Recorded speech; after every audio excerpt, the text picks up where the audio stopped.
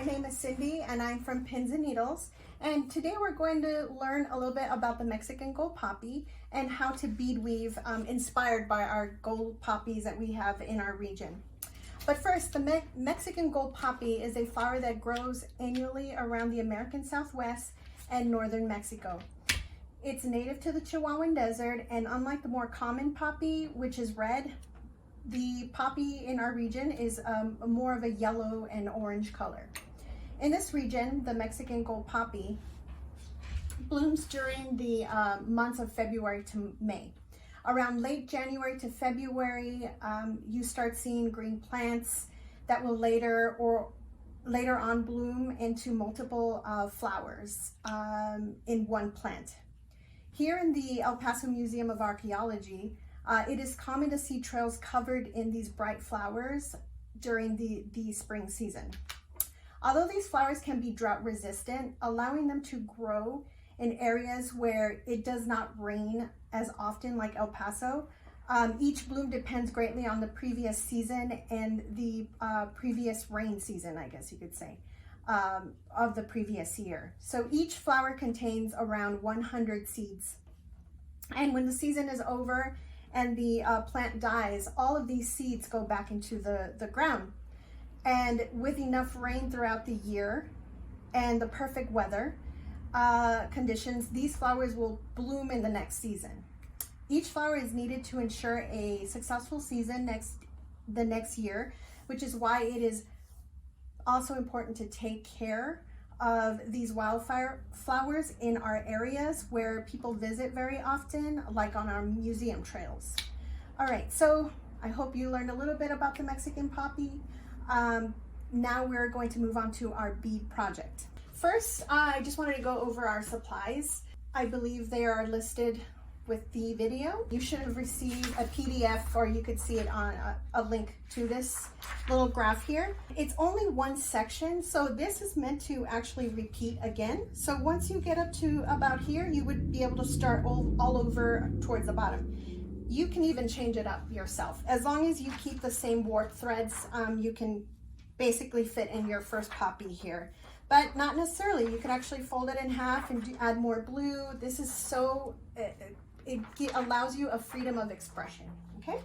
I did code them with colors. You do not have to follow exactly what I have here. I believe I did one with yellow and red around the outside of the flower. Here's a darker blue with orange and red around the outside, a little bit of silver to identify like the center of the poppy, and so on and so forth. So it also depends on what colors you have on hand, as in beads. So then we've got the chart. I also mentioned cardboard. It is very important to have a big enough piece of cardboard. When you are cutting the sheet of cardboard, you're making sure that it is cut lengthwise, because if you cut it the other direction where you could see the little like V's, you're going to end up with a buckled piece of work, and that's not what you want to have. It'll make it a little difficult to bead with because your warp threads may be too loose. I cut a piece here. It is 5 inches by 18. It can also depend on how big you're making this bracelet. So if you're making a bracelet for a child, you could use this still, but you don't have to bead that far. And then we'll go over tension in a little bit. Also, masking tape is very important. I use masking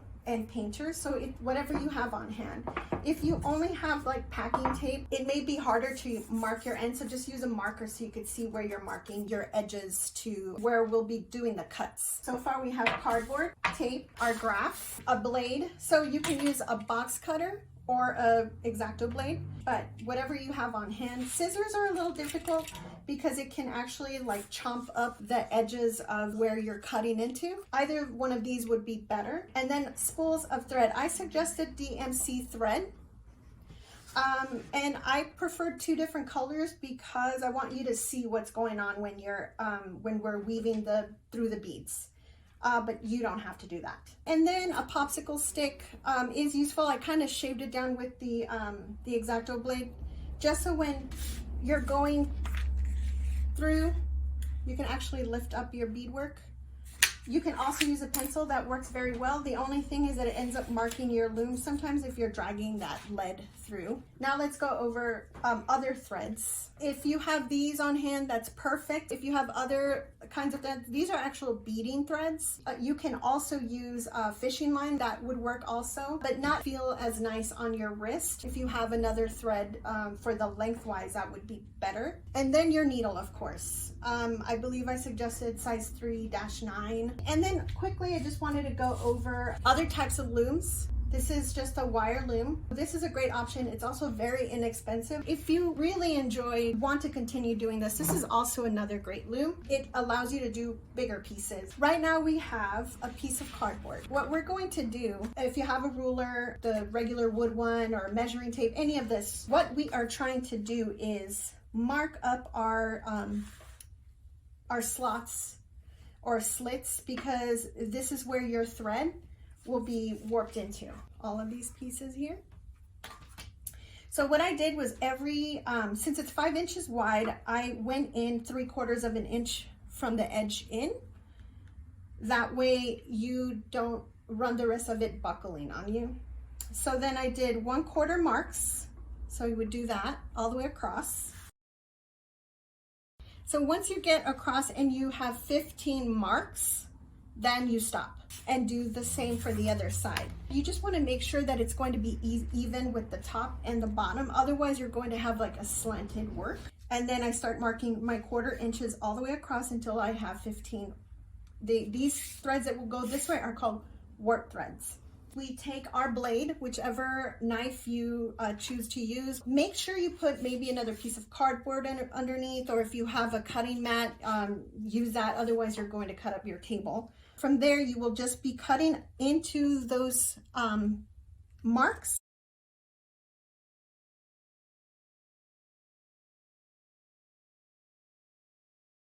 So then you could just run your knife and you could see that it has gone through well. So just grab a piece of tape, take a long enough piece. So what you're gonna do is make sure that your thread at least meets to half of the point of the cardboard loom. Then you're just gonna slide that into the slot, tape it down. I'm going to wrap all the way around because I wanted to get pieces warp threads that are long enough in order to braid them and then use them as ties. And there's other ways of doing it, but at the end, it's not going to leave you enough space to do much with. And you would be able to do a project with this. So we're gonna go all the way around. Make sure you get every slot or slit, go through every one and keep spinning it around.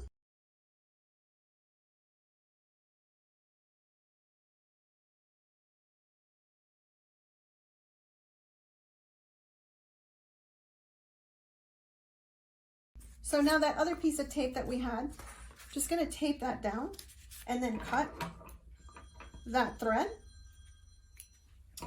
And we could start beading. My needle is threaded and it's ready to start beading. I'm choosing orange, yellow, red, blue, and like this grayish bead color. And like I said, this is size 6. I'm gonna take my chart. As you can see, the numbers are starting here.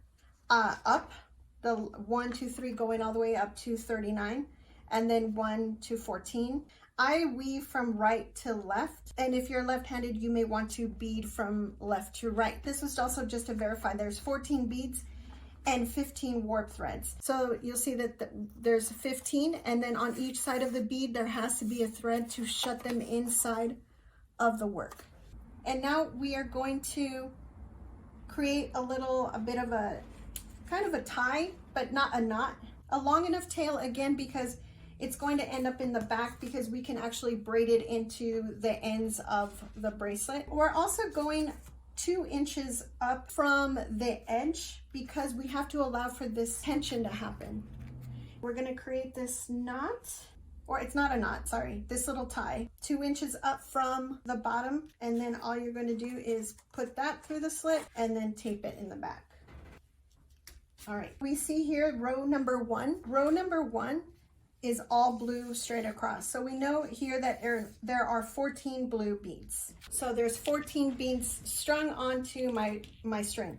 So now bring it to the edge of your loom at the end of the warp. And this is where that little popsicle stick that I shaved down can play a little bit of help here. So it slides right in, and then you can actually lift those threads up. It creates a space so that you can slide your beads through. So you're dragging the thread underneath and sliding those beads across. So now you can lower that, and then you're going to lift up each warp thread to put one bead in between each one.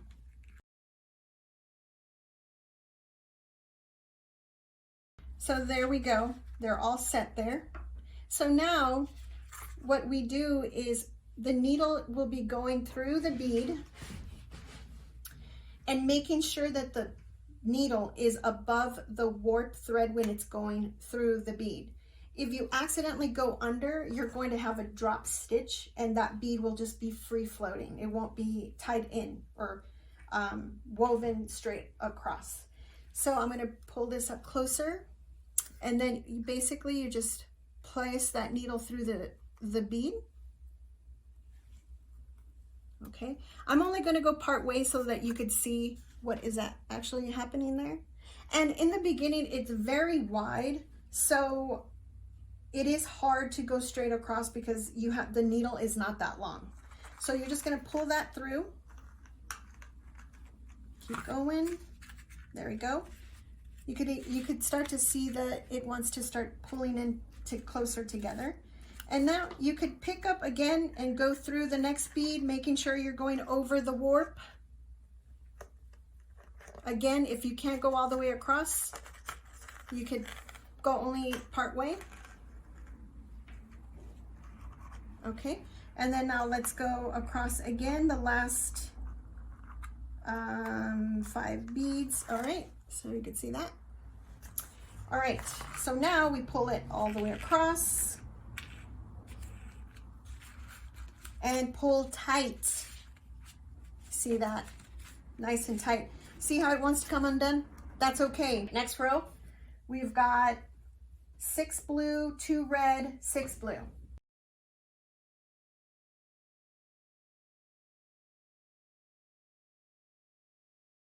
Now, we're just again bringing it close to our loom or the warp threads on the loom, and then pulling this through, pulling this thread through, and then you could pop it back down. We've placed the next row underneath the warp threads. So you can lift up that popsicle stick and just slide them over a little bit and then drop it, and then there you could just start lifting up your warp threads and placing your beads where they should go.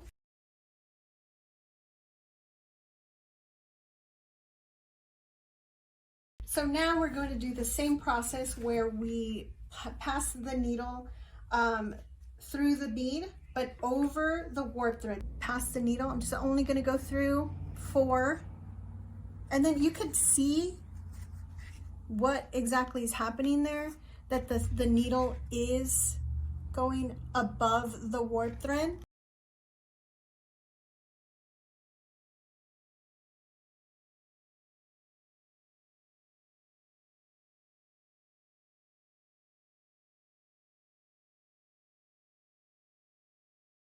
The tension is where it should be. So this is what you keep doing as you continue going up. You're going to keep reading your chart up, going by whatever colors you've chosen for your poppy. We've got our orange with red highlights. So we're going to do one more row, and then I'm going to show you what to do in case you run out of thread. One more row, number 3. We know that it is 5 blue beads, 1 red, 2 orange, 3 red, 3 blue.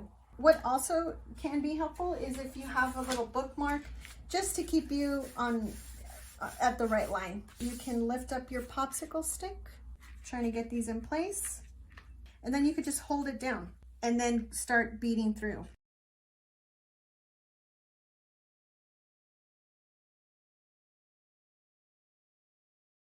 We're on our way up working. This is a great size for a little kid or even an adult. Once you put if it's longer, I did this the other method, you can actually add a button to this end and then braid these and tie a loop, and then you can just put the loop through the button. So the dangers of creating the tension too tight is, you can see here, it buckled.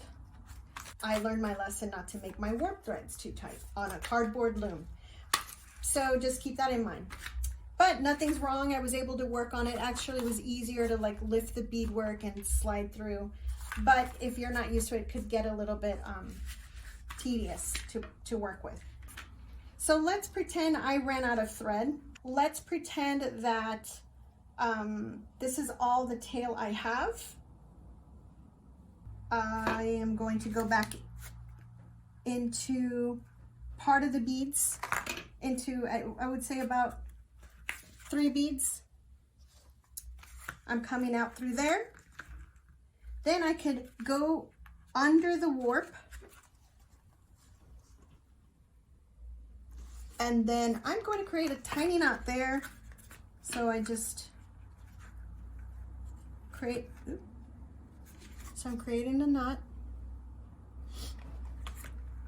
Slide that in one more time. Coming back through behind that loop. And then tugging that. Give it a good tug. And then cut it. And then with your needle, you can just tuck that in. There we go. It's hidden now. It's nice and hidden now, so you don't see it. So once that knot has been made and I've clipped the edge or the excess part of the thread, we can thread the needle again. The needle. Okay, so we're threaded. Basically, I'm going to put my needle through the second row and hopefully get it caught in there so that we don't have to worry about adding another knot to our work. Now let's go through the middle.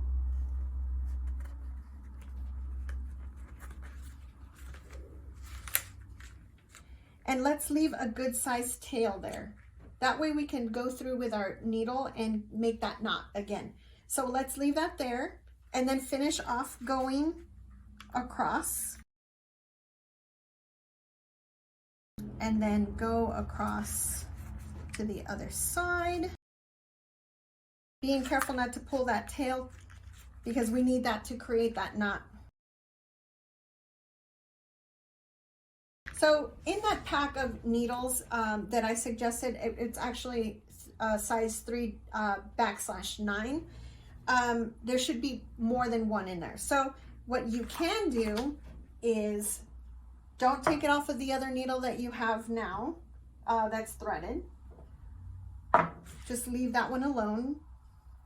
And then just thread your needle with that excess that we have here from the center from adding that extra piece of thread. Okay, bringing that through. And now we're just going to create that knot again. So again, going through one of the warp threads and then pulling on that. And then one more time to create that knot.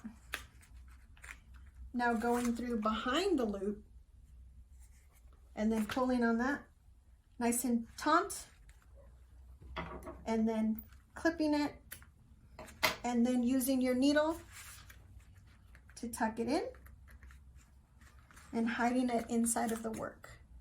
All right, so you're all threaded up and ready to go.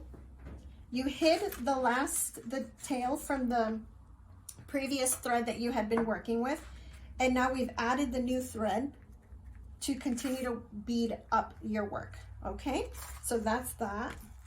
Now we have, let's say we're almost done. So this one was just way too much bead work to go to finish this whole graph. So what we're gonna do is, I'm just gonna show you how to finish off or we're gonna basically do the same thing that we did with the other one when you are tying off the excess thread or adding a new one. So we're just gonna go down one row. There we go, nice and taut. So you can continue to go across, and then we're going down another row.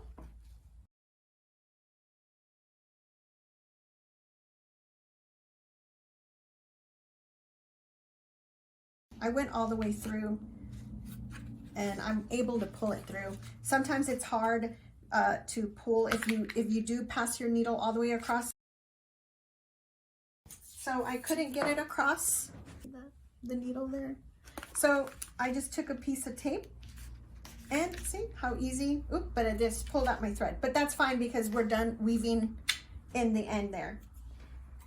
All right, so now we can clip that. There's no extra threads hanging out, only the warp threads that we have here. So now we're gonna just clip the back. We remove the tape. Remove the tape over here. Okay, I was able to just tear that. So now what you're going to do is just cut across. Leave one side still in the slits because it'll hold it in place. And now you have this side over here to work with. If it moves and you're trying to braid it, you can tape it down if you want. It's not gonna move, so it's easier to braid. So what we're gonna do is break it up into 2 parts, break it up in 8 and 7, and then you could do the same over here on the same side. It could be 8 and 7. So now I'm divvying that up, 3 on the outside, and on the outsides in the middle one will have 2 threads. So then you just start braiding it.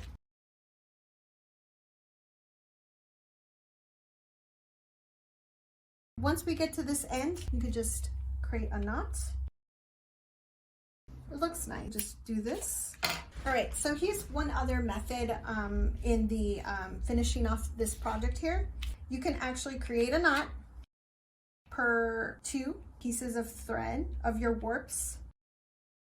And this one we have 3, so we'll just do 2 and 1. Let's do 2 on the outsides and the 3 in the center.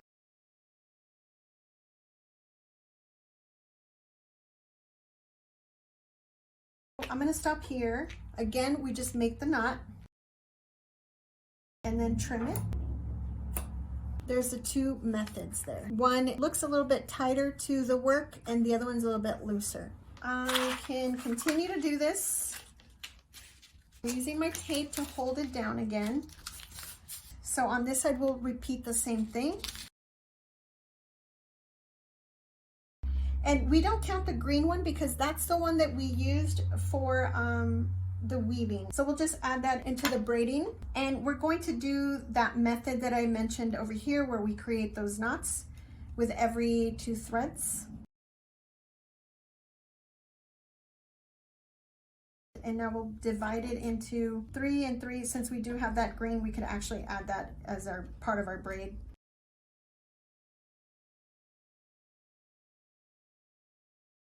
So then let's just tie that in a knot, trim that. And then the other one, we're gonna do the other method that I showed you before.